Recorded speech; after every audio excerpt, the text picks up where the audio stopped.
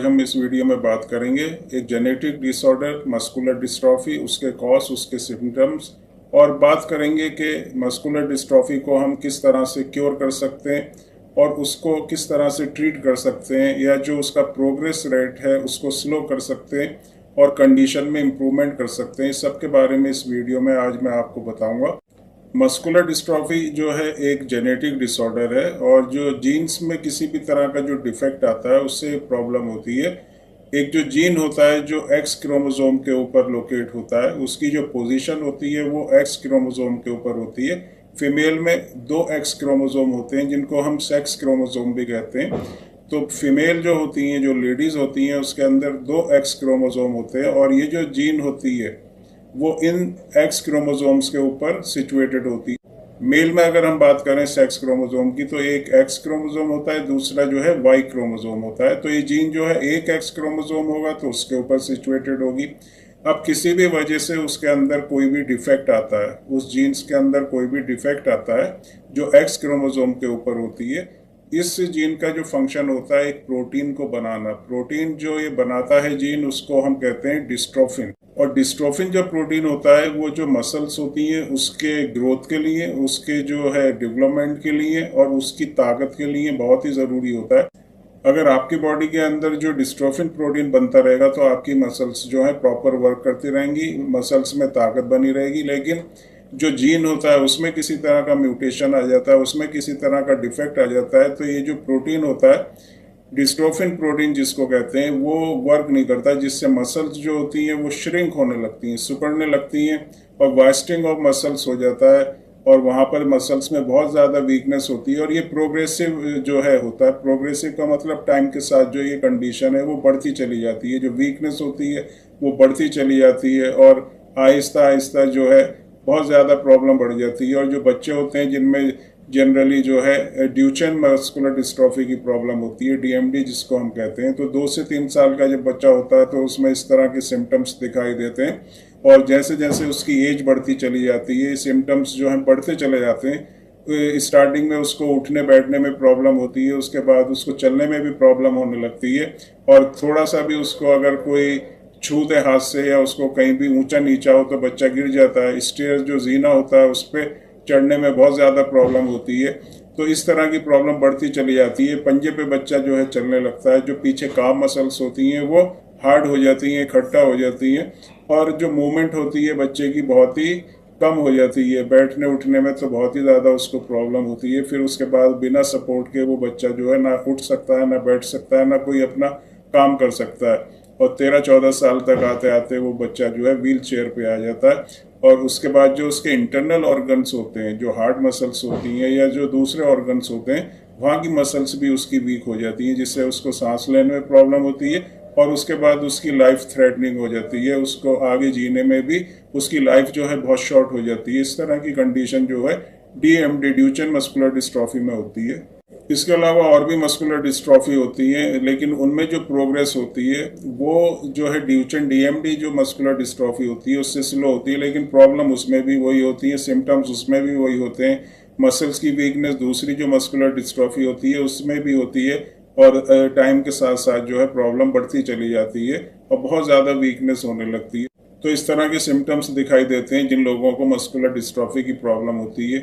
ये hereditary problem है जैसे मैंने पहले बताया था, लेकिन 5 से 8% केस ऐसे भी होते हैं जिसमें उनकी किसी भी फैमिली में कोई भी प्रॉब्लम, इस तरह का कोई भी मेंबर ऐसा नहीं होता। अगर डॉक्टर उससे पूछते हैं पेशेंट से कि आपकी फैमिली में किसी को मस्कुलर डिस्ट्रॉफी है, किसी को इस तरह की प्रॉब्लम है, तो वो अगर अपनी फैमिली में देखेंगे या जो बच्चा होगा या बड़ा होगा उसकी जो मैटरनल फैमिली है, जो उसकी माँ है या नाना, उसके फैमिली में देखेंगे तो उनको पता चलेगा कि किसी को आज तक ये प्रॉब्लम नहीं हुई, तो भी इस तरह की प्रॉब्लम आ जाती है। तो है तो जेनेटिक प्रॉब्लम, क्योंकि जीन्स में जो डिफेक्ट होता है उसकी वजह से होती है, लेकिन 5 से 8% केस में किसी और वजह से, किसी एक्सटर्नल फैक्टर की वजह से या कोई दूसरी वजह से जो है जीन में अगर डिफेक्ट आता है तो उससे भी ये प्रॉब्लम हो सकती है। कोई केमिकल आपकी बॉडी के अंदर ऐसा गया हो, कोई मेडिसिन आपने इस तरह की खाई हो, कोई वायरल इन्फेक्शन ऐसा आपको हुआ हो, या कोई बहुत ज़्यादा आपको चोट कभी लगी हो, तो इस तरह की जो प्रॉब्लम होती है उससे भी ये कंडीशन हो जाती है। जीन्स में जो है डिफेक्ट आ जाता है, वही प्रॉब्लम होती है। लेकिन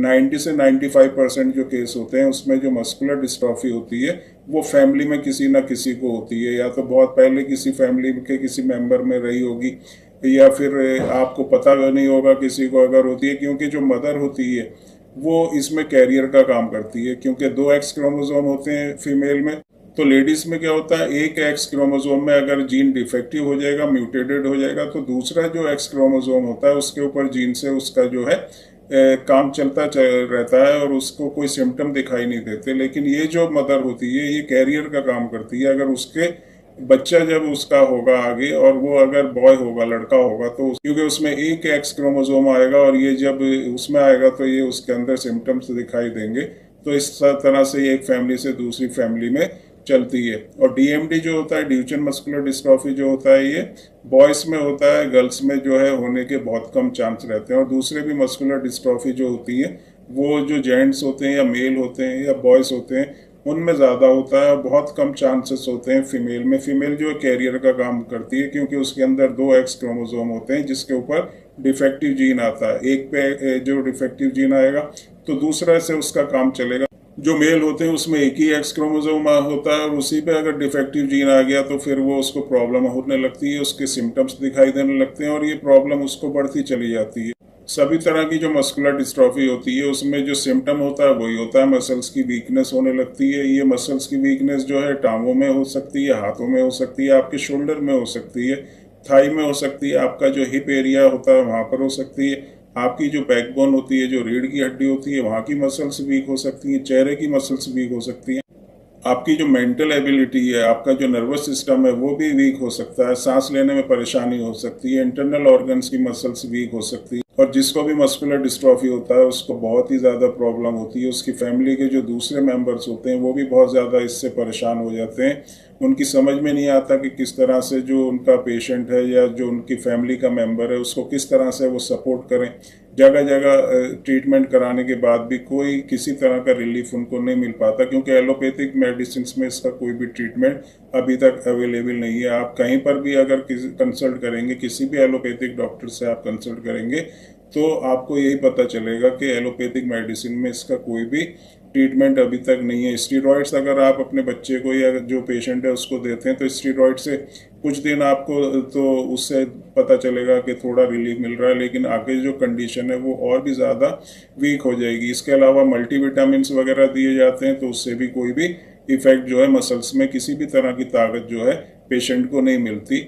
और जो है जगह जगह दिखाने के बाद भी, कंसल्ट करने के बाद भी जो जिस पेशेंट को ये प्रॉब्लम होती है उसको मायूसी ही हाथ आती है, उसको किसी तरह का रिलीफ इस तरह की मेडिसिन से बिल्कुल भी नहीं मिल पाता। तो ऐसी कंडीशन में किस तरह से जो मस्कुलर डिस्ट्रॉफी है उसको ट्रीट कर सकते हैं, उसकी जो प्रोग्रेस है उसको स्लो कर सकते हैं, कंडीशन में इम्प्रूव कर सकते हैं।